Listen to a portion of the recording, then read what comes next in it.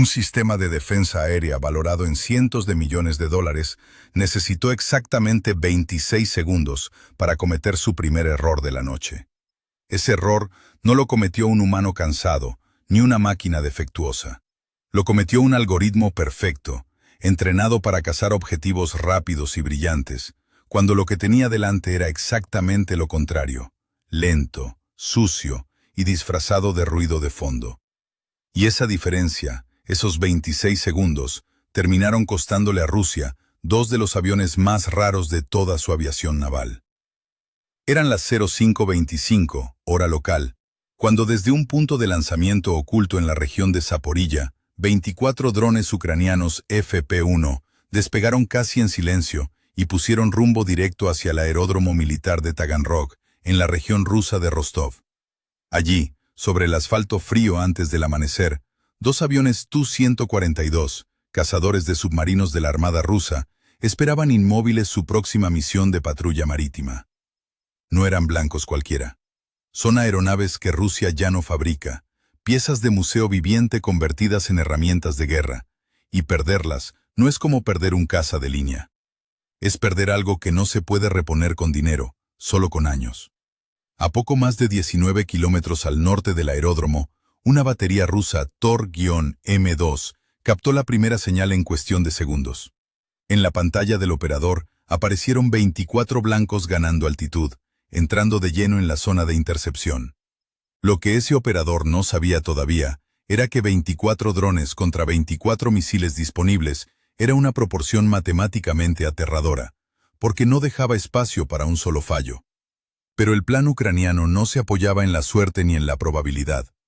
Se apoyaba en el engaño calculado, en hacer que el enemigo mirara hacia donde ellos querían que mirara.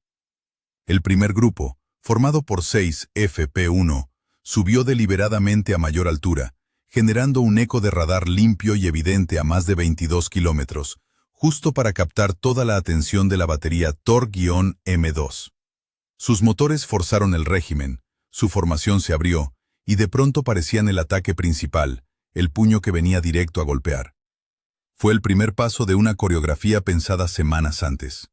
Como un ilusionista que dirige la mirada del público hacia la mano que se mueve, Ucrania dejó que los rusos se concentraran en el blanco más visible.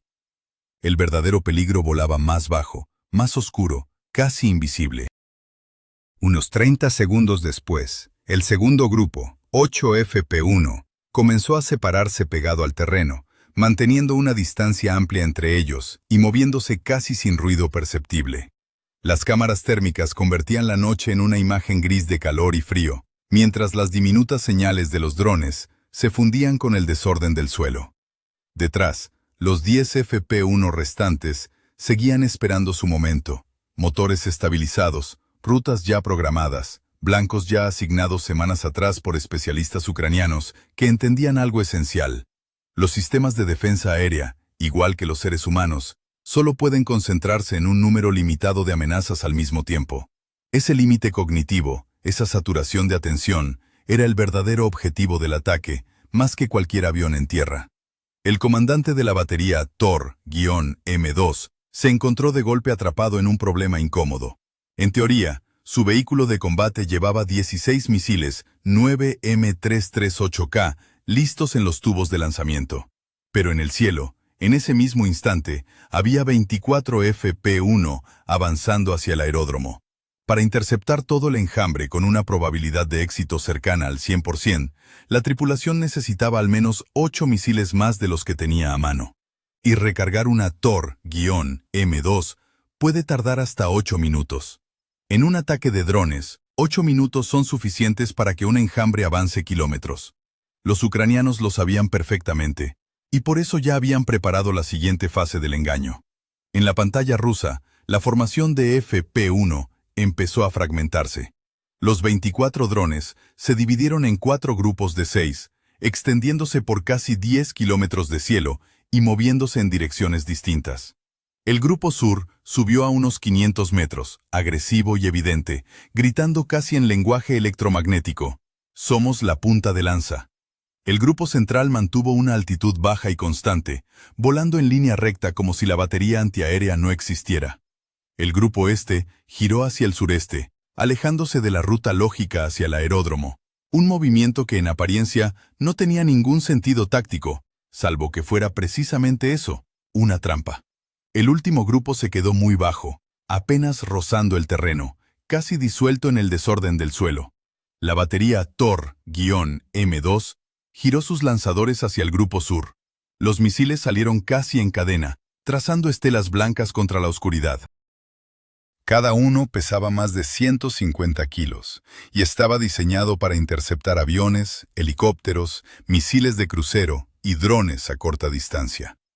A más de 2 veces la velocidad del sonido, necesitaban solo 6 segundos para cerrar la distancia con un grupo de drones que volaba decenas de veces más lento. Durante los primeros 8 segundos, todo parecía perfecto. El radar mantenía el rastreo. La computadora de tiro calculaba sin parar el ángulo de intercepción, la velocidad de cierre, el punto exacto de encuentro. Para la tripulación rusa, aquello se veía como una intercepción impecable. Y ese fue exactamente el momento que Ucrania había estado esperando. En cuanto los sensores de alerta de los FP-1 detectaron una señal de rastreo más fuerte, los 6 drones del Grupo Sur se lanzaron en picado. No un descenso suave, sino una caída brusca desde 500 metros hasta casi rozar el suelo, sacrificando altitud para arrastrar a los misiles hacia una zona de interferencia terrestre donde el radar ya no distinguía nada limpio contra un cielo vacío. Los misiles intentaron seguirlos, pero los blancos, que segundos antes eran nítidos, ahora se mezclaban con techos metálicos, vallas, pistas, vehículos técnicos y charcos reflectantes alrededor del aeródromo. El filtro Doppler intentó separar el movimiento real del fondo estático, pero con un ángulo de picado tan cerrado y una altitud tan baja, la señal se rompió en fragmentos imposibles de leer con claridad. 6 segundos después, los misiles perdieron las condiciones estables de intercepción y se autodestruyeron en el aire, dejando 6 destellos breves sobre las afueras de Taganrog. El plan de derribar todo el enjambre con éxito absoluto acababa de empezar a desmoronarse. Tras el fracaso del primer salvo, la tripulación de la Thor-M2 giró su atención hacia el grupo este, pero ese grupo casi había desaparecido. No en sentido literal, los drones no se evaporan, pero en la pantalla rusa, las 6 señales que segundos antes eran claras, ahora eran apenas trazos débiles, apareciendo y desapareciendo como si hubieran salido de la zona de observación. En realidad, habían hecho algo simple pero extremadamente peligroso: encontrar el hueco exacto en la cobertura del radar. Cerca de la costa, entre estructuras bajas, el terreno creaba una pequeña zona de sombra inevitable. Una debilidad que ningún radar terrestre, por moderno que sea, puede evitar del todo, porque debe obedecer a la curvatura de la Tierra y a la forma en que se propagan las ondas electromagnéticas. Los equipos de control ucranianos habían estudiado imágenes satelitales, mapas de elevación y rutas de aproximación durante semanas para encontrar exactamente ese hueco. No era ancho, apenas 500 metros cerca del suelo, y se estrechaba a medida que subía la altitud.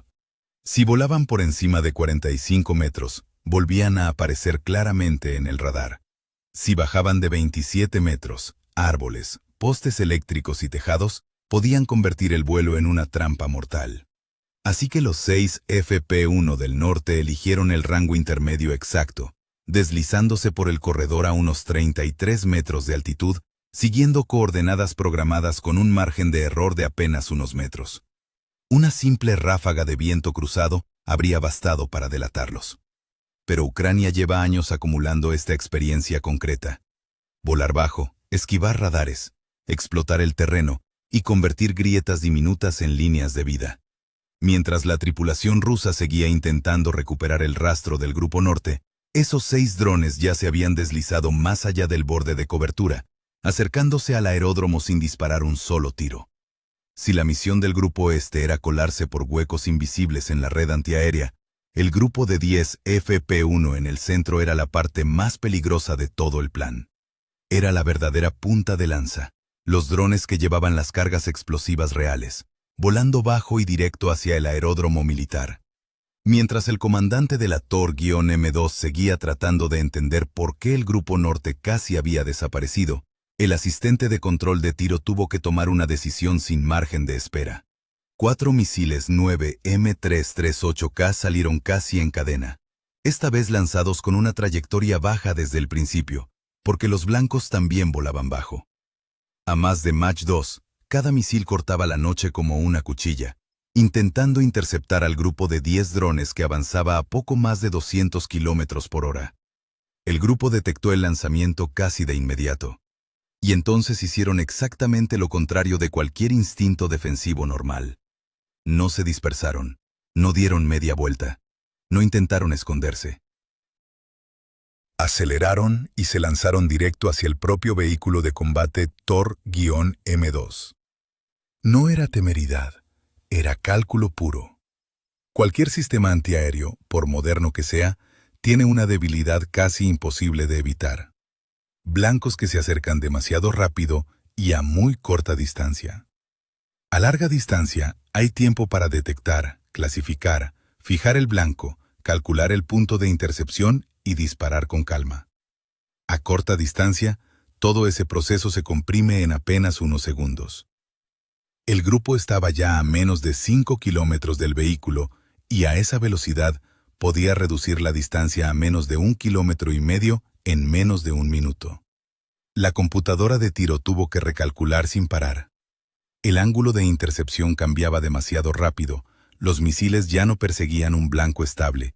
Intentaban frenar objetos pequeños que se precipitaban directo hacia el área que se suponía debían proteger. El primer misil corrigió con demasiada brusquedad y perdió su trayectoria estable, autodestruyéndose en el aire. El segundo intentó girar con la formación, pero el ángulo era demasiado cerrado y la señal quedó tragada por el reflejo del suelo. El tercero cruzó por delante de la formación a solo unos metros, demasiado rápido para que su ojiva causara efecto real. El cuarto siguió avanzando hacia el blanco, pero su trayectoria empezó a acercarse peligrosamente al propio lanzador. Los límites de seguridad intervinieron de inmediato, porque ningún sistema antiaéreo puede permitir que su propio vehículo se convierta en blanco secundario. A menos de 1 kilómetro, el último misil se autodestruyó en el aire. La onda expansiva fue tan cercana que la tripulación sintió temblar toda la carrocería del vehículo. Pero el grupo de 10 drones seguía ahí, volando bajo, con sus pequeños motores tragados por la noche. No habían vencido a la Tor-M2 con tecnología extraña, ni con sigilo perfecto, ni con interferencias sofisticadas. Solo habían obligado al sistema a pelear en su zona más incómoda. Corto alcance, ángulos de intercepción estrechos, tiempo de reacción asfixiado y blancos demasiado pequeños para manejar con limpieza. Si quieres entender lo que de verdad está pasando en este tipo de guerra silenciosa, donde la tecnología más cara no siempre gana, suscríbete y dale me gusta a este video, porque lo que viene a continuación es todavía más revelador. Porque los rusos no se habían quedado sin capacidad de fuego. En la zona defensiva alrededor de Taganrog, una batería S-400 Triumph llevaba 8 minutos siguiendo el enjambre desde lejos. El radar de vigilancia Bolshaya Ptitsa había captado las señales pequeñas volando bajo en el límite de su zona de detección, mientras el radar de control de tiro comenzaba a clasificar los blancos y calcular rutas de intercepción. Una posición de disparo preparada esperaba la entrada de los FP-1, con una tripulación con años de experiencia enfrentando drones de vuelo bajo. Los misiles salieron de los lanzadores sin pausa para que los drones se ajustaran, bajando de inmediato su trayectoria y cruzando el cielo a casi Mach 4. El S-400 intentaba forzar a los misiles hacia la capa baja de vuelo, donde los FP-1 rozaban el terreno mientras avanzaban. Imagina un misil de casi 2 toneladas lanzándose contra ti a casi 4 veces la velocidad del sonido, guiado constantemente desde tierra, corrigiendo su rumbo para encontrarte en un punto exacto del espacio. No necesita perseguirte, solo necesita llegar antes que tú. Los equipos de control ucranianos comprendieron que tenían menos de 20 segundos para reaccionar. Un error de cálculo en el giro, en la altitud, en el momento exacto de frenar, y esos drones dejarían de ser aeronaves no tripuladas para convertirse en fragmentos de fibra de carbono cayendo sobre las afueras de Taganrog. Pero el S-400 también enfrentaba un problema propio. Sobre el papel, su círculo de intercepción parecía absoluto, pero en la realidad, los FP-1 no volaban como cazas a gran altitud. Eran pequeños, lentos, bajos, y se fundían con el desorden del suelo. Para un radar terrestre, un blanco a pocos cientos de metros de altitud nunca es tan simple como un punto brillante en un cielo vacío. El operador del grupo principal encontró una franja baja de terreno en el borde de Taganrog, una masa oscura que se levantaba justo lo suficiente para cortar la línea de visión del radar durante unos segundos decisivos. El grupo bajó todavía más, sacrificando velocidad por protección, deslizándose junto a esa franja para arrastrar a los misiles hacia un ángulo de intercepción mucho más difícil. Pero esta vez, el S-400 no falló. Los misiles fueron empujados hacia una trayectoria baja, cerrando la distancia a más de Mach 4. Solo necesitaban llegar al punto de cruce una fracción de segundo antes. Cuando 6 de los FP-1 atravesaron la zona oscura, donde la línea de visión del radar había quedado cortada, 6 explosiones consecutivas desgarraron la capa baja del cielo sobre las afueras de la ciudad. La onda expansiva y los fragmentos barrieron la formación. 6 drones cayeron casi simultáneamente, sus estructuras ligeras rompiéndose en pedazos de fibra de carbono que caían como manchas negras entre el humo. Para la tripulación rusa, ese debería haber sido el momento de confirmar la victoria. Pero detrás de la cortina de la explosión, los 18 drones restantes seguían ahí. Ya no volaban como un grupo fácil de predecir. Unos se separaron hacia el este, otros se deslizaron cerca de la zona de sombra al oeste, mientras el grupo que llevaba las cargas principales mantenía su rumbo hacia el aeródromo. En la pantalla del S-400, las señales pequeñas se cruzaban, se separaban y volvían a fundirse dentro del ruido reflejado por almacenes, pistas y terreno costero. La computadora de control intentaba mantener cada trayectoria por separado. ¿Cuál blanco acababa de cambiar de dirección? ¿Cuál estaba bajando de altitud? ¿Cuál era un dron real y cuál solo el reflejo de un techo metálico o del suelo húmedo antes del amanecer? Cada recálculo tomaba apenas un instante, pero cuando 18 blancos cambian constantemente de altitud, dirección y distancia, incluso unos segundos se convierten en una grieta peligrosa. Eran las 05:31, en la luz tenue antes del amanecer, y todo resultaba más difícil de lo que parecía en la teoría. El S-400 seguía siendo un sistema extremadamente peligroso. Acababa de derribar 6 blancos, pero Ucrania no necesitaba que sobreviviera toda la formación. Solo necesitaba suficientes drones para atravesar esta capa de intercepción, no porque el S-400 fuera débil, sino porque ya habían calculado las pérdidas de antemano. Y ese sacrificio generó exactamente lo que más necesitaban: una ruptura en el ritmo de intercepción, abriendo un camino para que la fuerza principal siguiera empujando hacia el aeródromo. A las 05:35, los 18 FP-1 restantes entraron en la zona de combate de una batería Pantsir S-1 que protegía el área del aeródromo. Y el Pantsir no era un rival fácil de superar. Un sistema construido para formar una capa defensiva de corto alcance, combinando radar de detección, radar de seguimiento, misiles y 2 cañones automáticos de 30 milímetros capaces de disparar hasta 5.000 proyectiles por minuto. Si el misil era el primer golpe a mayor distancia, los cañones eran la cuchilla final cuando el blanco ya estaba encima. Pero la batería enfrentaba un problema muy real. Los blancos eran demasiado pequeños, demasiado bajos, demasiado lentos.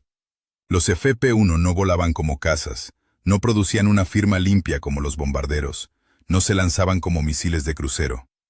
Se pegaban al terreno, a veces reduciendo la velocidad hasta apenas 130 km por hora, haciendo que sus ecos de radar se fundieran con el desorden creado por almacenes, pistas, vehículos técnicos y estructuras metálicas.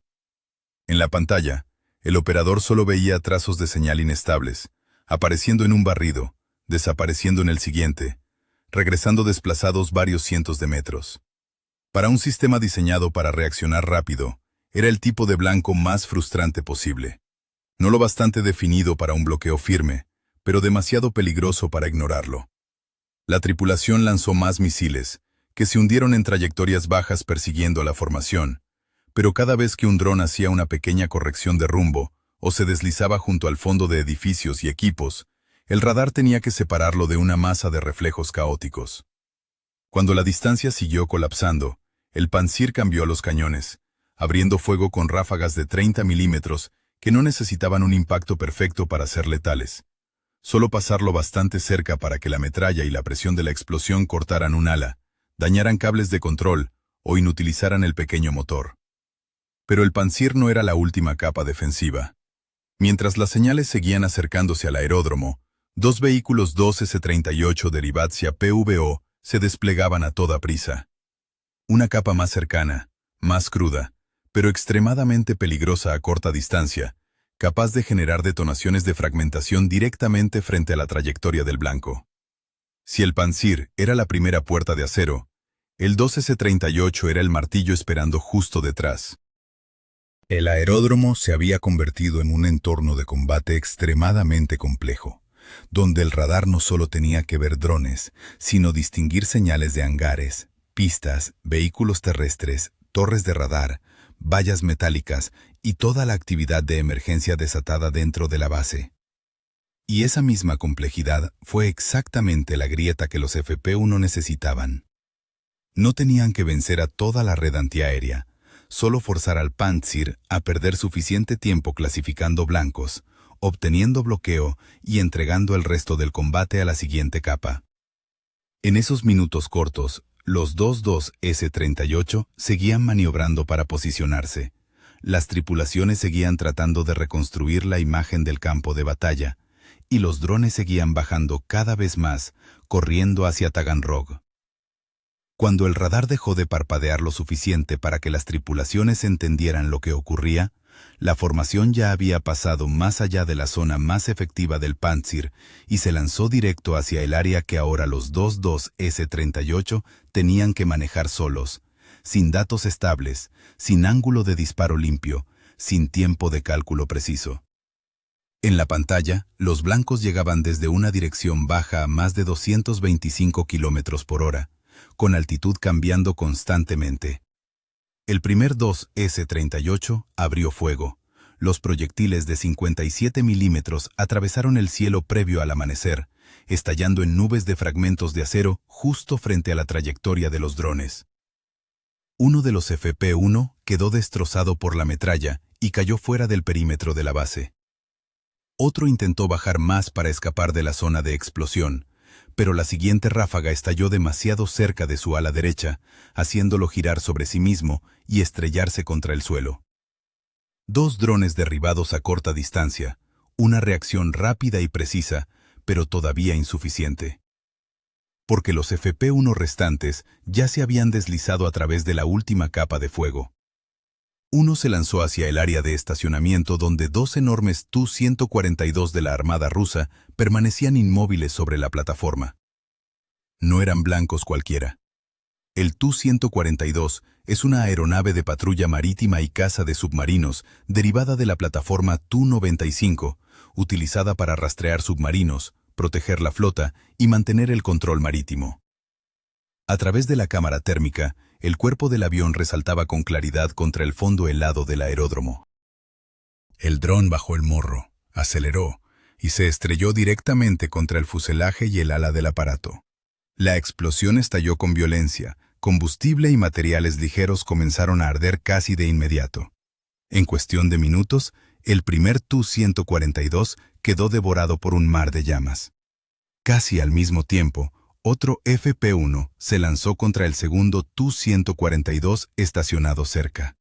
Se cree que era una variante todavía más rara, el Tu-142MR, conocido también como Bear-J, un avión de comunicaciones estratégicas encargado de transmitir señales de frecuencia extremadamente baja hacia submarinos nucleares que operan en las profundidades del océano. Si el primer avión era el cazador de submarinos, el segundo era la línea de comunicación entre el mando central y la fuerza de disuasión bajo el mar. La segunda explosión abrió el fuselaje. El fuego se extendió por el ala, penetró en los compartimentos internos y convirtió al gigante en un punto brillante ardiendo sobre el aeródromo. Imágenes satelitales posteriores confirmaron que dos Tu-142 habían quedado calcinados, incluyendo una variante de caza de submarinos y una variante de comunicaciones estratégicas. Pero el ataque no terminó ahí. En una zona pantanosa cercana, otro FP-1 detectó un vehículo lanzador de un sistema Iskander en pleno despliegue, el tipo de sistema capaz de disparar misiles balísticos tácticos o misiles de crucero, usado con frecuencia por Rusia para golpear objetivos en el interior de Ucrania. El dron cayó en picado y golpeó cerca de la posición del lanzador. La explosión dañó gravemente el vehículo, convirtiendo un activo de ataque importante en metal ardiendo sobre el terreno húmedo. Al mismo tiempo, comenzaron grandes incendios en el puerto de Taganrog. Un petrolero resultó dañado, un depósito de combustible se incendió, y una columna de humo negro empezó a extenderse por el cielo de la madrugada sobre la región de Rostov. Los 22S-38 seguían disparando, pero para entonces solo perseguían blancos que ya habían cruzado el punto más peligroso. 2 drones derribados, pero 2 raros aviones de la Armada rusa destruidos, un lanzador Iskander alcanzado e incendios importantes en un puerto estratégico. En este tipo de guerra, la defensa aérea rusa no necesita fallar por completo para sufrir pérdidas graves. Solo necesita llegar tarde unos segundos. Y esos segundos revelan algo más profundo que la pérdida de 2 aviones. Golpean una capa más honda de la capacidad militar rusa, la posibilidad de preservar activos estratégicos raros, caros y casi imposibles de reponer, en medio de una guerra de desgaste que ya dura años. Si de verdad uno de los aviones destruidos era un Tu-142MR, el impacto es mucho más grave de lo que parece a simple vista. No era solo un avión de patrulla marítima. Era una variante de comunicaciones estratégicas diseñada para transmitir señales hacia submarinos nucleares en las profundidades del océano. Rusia tiene muy pocas unidades de este tipo en servicio. Perder una no significa solo perder una aeronave enorme en la plataforma, significa debilitar un eslabón de la red de mando nuclear naval, una pieza que conecta al Kremlin con sus fuerzas de disuasión bajo el agua. Taganrog tampoco es un aeródromo cualquiera. Toda la zona está vinculada a instalaciones industriales, donde Rusia repara y moderniza aeronaves estratégicas como el Il-76, el Tu-142 y el A-50. Que drones ucranianos puedan atravesar múltiples capas defensivas y golpear precisamente esta zona, envía un mensaje muy claro. Las instalaciones de la industria de defensa en la retaguardia profunda rusa ya no son intocables. Incluso si Rusia hubiera colocado deliberadamente algunos de esos aviones, fuera como señuelos, el resultado sigue siendo un fracaso en términos de costo. Ucrania utilizó drones muchísimo más baratos para calcinar estructuras gigantes, raras y extremadamente difíciles de sustituir. Y si el mismo ataque también alcanzó un lanzador Iskander oculto cerca, entonces la propia trampa de señuelos se convirtió en una pérdida real de campo de batalla. Un boomerang que golpeó de vuelta a quien lo diseñó. El verdadero peso de todo esto está en la presión estratégica que genera. Rusia se verá obligada a retirar más sistemas de defensa aérea hacia atrás para proteger aeródromos, fábricas, puertos y depósitos logísticos dentro de su propio territorio. Cada batería S-300, S-400, Pantsir S-1 o 2, S-38 que se mueve hacia la retaguardia, es una capa defensiva que se adelgaza en Donbass, en Crimea o en cualquier otro tramo del frente. Para Ucrania, este es exactamente el tipo de golpe que no necesita destruir una base entera. Solo necesita que unos pocos drones logren pasar. Solo necesita que unos pocos blancos raros ardan. Solo necesita forzar a un sistema importante a dispersarse. Y con eso basta para romper la sensación de seguridad en la retaguardia rusa, una sensación que llevaba meses construyéndose, con cada nueva batería desplegada, con cada nuevo escudo levantado sobre ciudades que se creían fuera del alcance de la guerra. Y aquí conviene detenerse en algo que casi nadie menciona en los reportes oficiales. Taganrog no es un objetivo aislado. Es parte de un patrón que se repite desde hace meses en aeródromos rusos, cada vez más alejados del frente, desde Engels hasta Soltsi, desde Morozovsk hasta ahora Rostov. Cada uno de estos ataques obliga al Kremlin a tomar una decisión incómoda, porque no puede proteger todo al mismo tiempo con la misma intensidad. Si concentra sus mejores sistemas antiaéreos en la retaguardia industrial, deja huecos en el frente activo donde la infantería y la artillería ucraniana pueden aprovechar la ventana.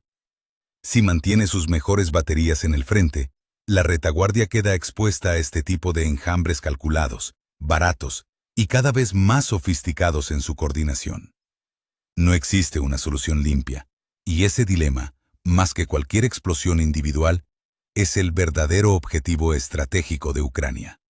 Hay quienes sugieren que detrás de este tipo de operaciones hay algo más que simple ingenio táctico ucraniano, que probablemente existe inteligencia satelital y de señales aportada por aliados occidentales que ayuda a mapear, con semanas de antelación, los huecos exactos en la cobertura radar rusa.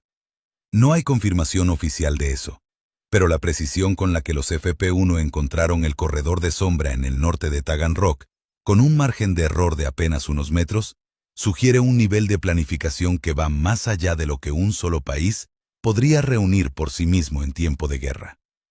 Si esa hipótesis resulta cierta, el mensaje que envía es todavía más inquietante para Moscú. La retaguardia rusa ya no solo está siendo observada por drones ucranianos, está siendo estudiada, mapeada y desmontada capa por capa por una coalición de inteligencia que no muestra intención de detenerse. Escribe en los comentarios hacia dónde crees que va esto. Y suscríbete, porque de aquí en adelante, la guerra en la retaguardia rusa solo se vuelve más seria. Porque si un enjambre de 24 drones, relativamente baratos, logró atravesar 4 capas defensivas distintas, Tor M2, S-400, Pantsir S-1 y 2 S-38, y aún así consiguió quemar 2 aviones irreemplazables, dañar un lanzador de misiles balísticos y encender un puerto entero, entonces la pregunta que debería quitarle el sueño a los planificadores militares rusos no es cuántos drones pueden derribar la próxima vez. Es cuántos aeródromos, puertos y fábricas más existen todavía sin la protección adecuada, esperando en silencio su propia madrugada de fuego.